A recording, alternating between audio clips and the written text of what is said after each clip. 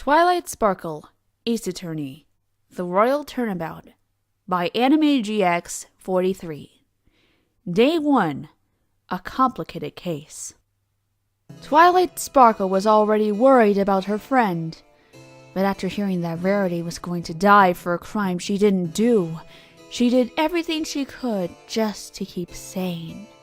She couldn't believe what was happening. After her talk with Celestia, Twilight went down to the Camelot police station, bringing Spike with her so he could see Rarity. October 9th, 3 o'clock p.m. Camelot Police Department, Room 105, Criminal Affairs. Banished to the sun? Spike asked. But Rarity's skin is too sensitive for a tan like that. A tan like that is too much for any pony, Twilight thought. Don't worry, Spike. I don't plan on letting Rarity get close to the sun, which is exactly why we're going to see her. I'm sure I'll be able to convince the police she's innocent. The princess also says they can give me more details about the crime here at Criminal Affairs. That sounds cool and all, but who can tell us? In fact, will they tell us anything at all? I have a feeling some pony will tell me something if I ask. As soon as Twilight walked into the room, all eyes from every pony inside shifted to Twilight. The officers in the room were all surprised to see one of their princesses walking into their department without any warning. None of them even knew how to react. I didn't expect it to get this disturbingly quiet, Twilight thought. After a small commotion, a calm pony walked up to Twilight to talk to her. He was a red earth pony with a brown mane which he had styled to have several spiky-looking curls around his head, one of which covered up his right eye, and a boxing glove kitty mark on his flank. Even though he was a stallion, he was rather short when compared to the average stallion. In fact, Twilight found that she was slightly bigger than him. Your Highness, it's a pleasure to meet you. The small stallion said. I'm Commissioner Cestus. What brings you here? What brings me here? I'll tell you what brings me here. You have one of my best friends locked up, and I've only now found out about it, Twilight said with anger. Now tell me why you arrested her. In an instant, every other pony in the room left, fearing what their princess would do to them. Commissioner Cestus knew he couldn't leave, though, much to his misfortune. I'll tell you everything. Just promise you won't hurt me or my officers, Cestus said nervously, holding up his front hooves as if he would punch Twilight if she got any closer. I'm sorry. I didn't mean to spook you. I'm just a little on edge ever since I found out my friend is in jail. After Twilight talked more sincerely, Cestus dropped his hooves and lost his fear of the princess. I guess you have every right to be mad. I've seen many ponies come into our custody and one of their friends would yell at me for arresting them. Normally, I would give him an old good uppercut, but considering you're the Twilight Sparkle, if I were to fight you, my plot would be caught. After realizing that she was getting angry again, Twilight took a deep breath, exhaled, and began talking to Commissioner Cestus in a much calmer, more friendly tone. Can't let my anger get the best of me again, Twilight thought to herself. All right, Commissioner Cestus, I have a few questions. First, why was Rarity arrested? Why did you think she tried to kill the prince? Well, Your Highness, after we investigated the crime scene, we found several clues that led us to point our hooves at Miss Rarity. Actually, some of my officers are out investigating the crimes as we speak. I'm afraid it doesn't look good for your friend. How is that possible? Spike asked. What proof do you have? I'm afraid that's classified information. Twilight growled with anger upon learning that the information she needed couldn't be given to her. Spike jumped off her back while Cestus took a few steps back as both of the boys were afraid of getting attacked by their angry princess. Twilight quickly realized that she was getting angry again, though, so she took a deep breath and calmed down again. At that point, she realized she was getting nowhere fast. Okay, look. I know I'm not allowed to let Rarity off scot-free, but surely I'm allowed to learn details of the crime, right? Twilight asked. Well, actually, Princess Celestia herself said that the only pony we're allowed to show our evidence to is the one who'll be defending Rarity in court tomorrow. Cestus explained. Her trial is tomorrow? Spike, we don't have much time. Who's representing her? Actually, that's the weirdest problem we're having.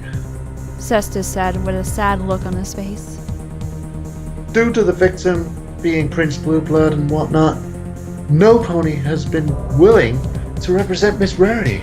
Since she has the right to have some pony to defend her, the trial might be postponed. What's wrong with that? Spike asked. Wouldn't that mean she can't be banished to the sun? She won't be banished until she's declared guilty. But what will most likely happen is that the princess will appoint a defense attorney to defend your friend's case. But if that happens, I wouldn't expect a very strong case for her. This was very bad news to Twilight and Spike, as most of Canterlot had labeled Rarity as a criminal.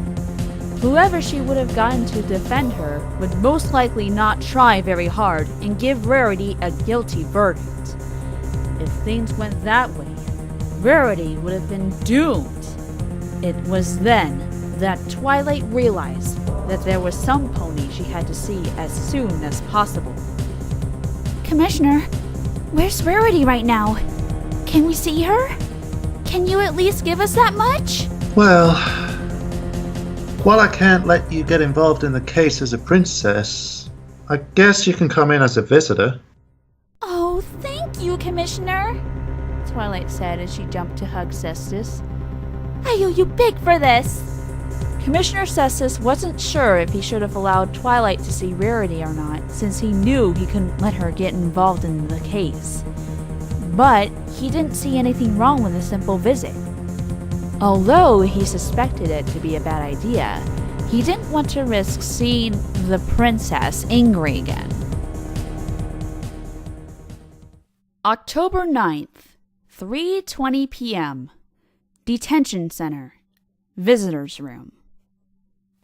After a short walk to the detention center, Cestus brought Twilight and Spike to the visitors room, where they hoped to see Rarity.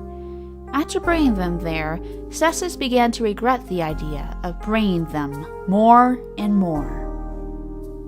Now, I don't want to let you stay here for too long, so please try and make it quick. Star Cestus said. Only family members and lawyers should even be allowed to see her. I'll say what I need to say. Come on, Spike. As Twilight and Spike walked into the visitor room, 3 other ponies walked out. A white stallion with a straw hat, a pink unicorn, and a young white filly. Twilight recognized the filly immediately as Sweetie Belle, Rarity's little sister, so she assumed the other 2 were Rarity's parents. All 3 looked so sad after leaving, most certainly because they saw their beloved Rarity locked away in prison. Twilight began to wonder if any pony else from Ponyville knew where Rarity was, but she quickly put her focus on the current issue. She walked into the room and saw Rarity sitting down on the other side of a glass wall. While Sweetie Belle and her parents didn't notice Twilight, Rarity did. Twilight? Spike? Wow! Perfect timing, Spike said.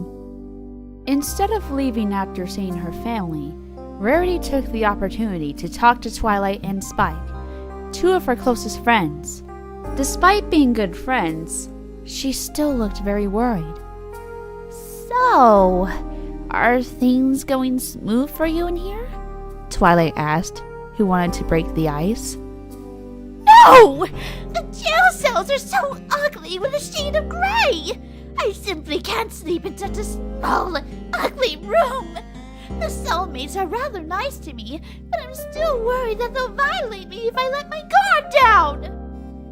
You're accused of attempted regicide, about to be banished to the sun, and your top fear involves an ugly jail cell? Twilight asked with disbelief. Oh, heavens, yes. I've always wanted my last days to be something that suits my standards, Rarity explained, but then realized what she said out loud. What am I saying? There's no way I'll be banished! I didn't even do it! The police seems really convinced that you did do it, though, Twilight said. They found you right there with Prince Blueblood, which, as far as I know, is the main reason they think you did it. Hey, how did you get into that hotel anyway? Oh, it's been a dream of mine to go to the Gilded Horseshoe, Rarity said with bliss. Regular rooms in there is like suites in normal hotels with large and comfy beds, swimming pools with hot or cold water, the most delicious food in all the Canterlot. Before she could even finish her description of the hotel, Rarity got lost in her memory of the hotel, thus forgetting where she even was. Hey, Equestria to Rarity, Twilight said, clapping her hooves to get Rarity's attention again. Huh? Oh, sorry, darling. That wasn't the first time I've done that. Although she went back to reality, Rarity slowly began to remember her time at the hotel again due to her happy memories, which again made her forget about her horrible experience afterwards, forcing Twilight to snap her back to reality for a second time. You know, Twilight, we haven't been on a vacation for a while, Spike said with a hopeful smile. Not now, Spike, Twilight answered. Anyway, I've heard that it's really expensive to get into that place. How the heck could you afford a vacation there? Rarity was hesitant to answer the question. Twilight noticed Rarity's behavior and wondered why she didn't give a straight answer right off the bat. Well, you know how well business had been lately, and I've been saving up lately. Plus, being a close personal friend of one of the princesses helped a little. So it actually wouldn't make sense if I didn't go. Twilight found Rarity's answer to have been odd. It felt to her that Rarity lied to her, but she found that to be unlikely. On the other hoof, it was another friend of Twilight who was known for her honesty, not Rarity. Twilight eventually dismissed the possible lie to ask a more important question. Rarity, your trial is tomorrow, and you may get a court-appointed lawyer. What do you say to that? I'd say, don't waste my time and send me to the sun right now, Rarity answered. Almost every single pony in Canterlot thinks I tried to kill that good-for-nothing prince. Only one pony believes me, and not even he can help me. Who is this other pony? Rarity almost hesitated to answer, but after thinking it over quickly in her head, she answered with a straight face. Why, you remember Fancy Pants, right? We've been good friends since we met, but even him in his high position can't help me. You sure know how to make powerful friends, Rarity, Spike said. Yes. Alas, even with all the princesses and celebrities in the world, it seems that society is ready to come at me. I never thought I'd say this, but it is not on! Twilight and Spike could tell that Rarity was upset about her upcoming banishment/execution, and that she was ready to give up hope. After all, without any pony who believed in her to defend her in court, there wasn't much hope for her to give up anyway. Twilight felt like a bad friend for not being able to help Rarity, as she had no authority to free her friend. When Twilight thought about that little detail, an idea came. As one of the princesses, she couldn't decree for Rarity's freedom due to the circumstances, so she asked herself a question. What if I were part of the legal system? Twilight thought to herself. Rarity, I'm going to get you out of here after all. What? Really? Rarity asked with excitement. Yep. I decided that I'll represent you in court tomorrow. I will be your defense attorney. Twilight had such a happy look on her face when she decided to be Rarity's defense, as she felt confident that Rarity didn't attack Blueblood. Spike and Rarity, however, were a little more skeptical to the idea. Even Twilight herself wasn't entirely sure if it was a good idea, but she believed that she was Rarity's only hope.